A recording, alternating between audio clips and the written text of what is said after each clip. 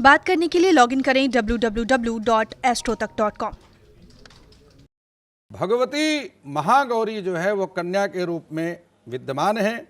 भगवती के 9 स्वरूप हैं और नवरात्रों में देवी के उन 9 स्वरूपों का पूजन किया जाता है कि प्रथमं शैलपुत्री चा, द्वितीयं ब्रह्मचारिणी, तृतीयं चंद्रघंटेति, कूष्मांडेति चतुर्थकं, पंचमं स्कंदमातेति, षष्ठं कात्यायनीति च, सप्तमं कालरात्रीति, महागौरीति चाष्टमं, नवमं सिद्धिदात्री च, नवदुर्गा प्रकीर्तिता।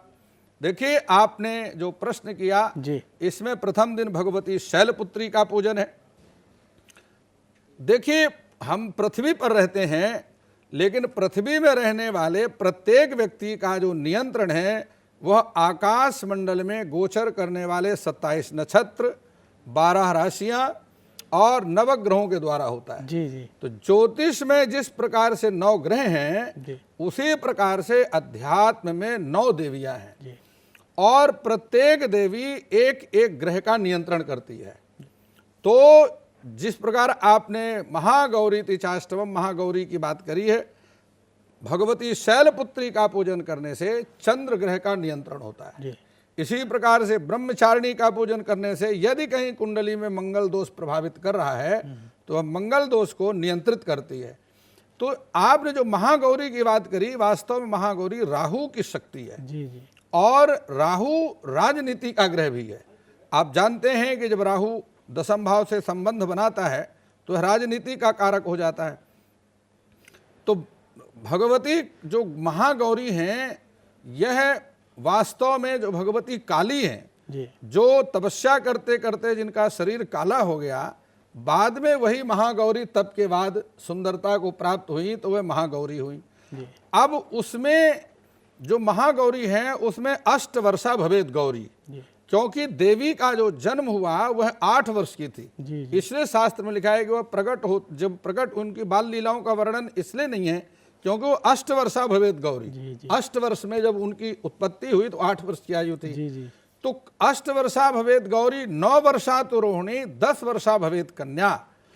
इसलिए 2 वर्ष से लेकर के 10 वर्ष की कन्याओं का पूजन किया जाता है जी और प्रत्येक व्यक्ति को यह गौरी का पूजन करना चाहिए, स्वयं करना चाहिए और अपने युवा पुत्रों से भी महागौरी का पूजन कन्या के रूप में करवाना चाहिए।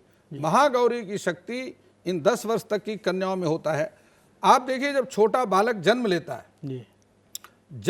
है, वो सोते सोते हंसने लग जाता है। जी अब वो क्यों हंस रहा है? घर के परिवार के लोग कहते हैं उसको पूर्व जन्म की याद आ रही है इसलिए हंस रहा है। वास्तव में जन्म से लेकर के 10 वर्ष तक के बालकों की रक्षा भगवती दुर्गा करती हैं।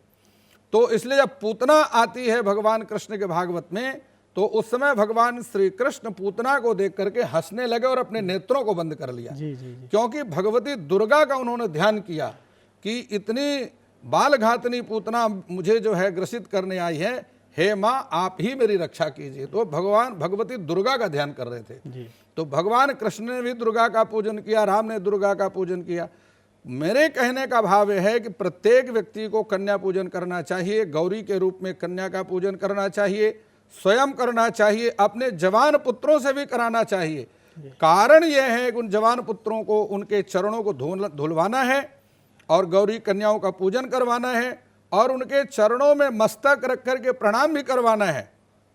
उन्हें ये बताना है, आस पड़ोस की जितनी भी कन्याएं हैं, तुम्हारा स्थान इनके चरणों तक है। जी जी इसके अतिरिक्त शरीर के किसी अंग पर तुम्हारी दृष्टि डालने का कोई अधिकार नहीं है। जी तो इसलिए शास्त्र की मर्यादाओं को जब से कम किया गया, विज्ञान की मर्यादाओं को बढ़ाया, उसे चरित्र बिगड़ा लोगों का। जी जी जी शास्त्र का अनुसरण करने से व्यक्ति का चरित्र उत्तम होता है। जी जी तो इसलिए उनको शिक्षा देनी है।